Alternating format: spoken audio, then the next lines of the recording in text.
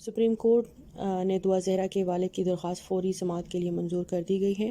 السلام علیکم I T family, کیا حال ہے؟ امید ہے سب خیر خیریت سے ہوں گے۔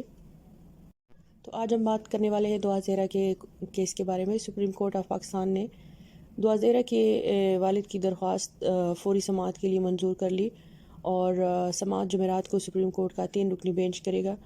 دعا زہرا کے والد نے سندھ ہائی کورٹ کے فیصلے کے خلاف سپریم کورٹ سے رجوع کیا تھا اور انہوں نے اپنی درخواست میں موقف اپنایا کہ میڈیکل رپورٹ میں دعا زہرا کی عمر 17 سال بتائی گئی ہے، تاہم نادرہ ریکارڈ اور تعلیمی جو اسناد کے مطابق دعا زہرا کی عمر 14 سال ہے۔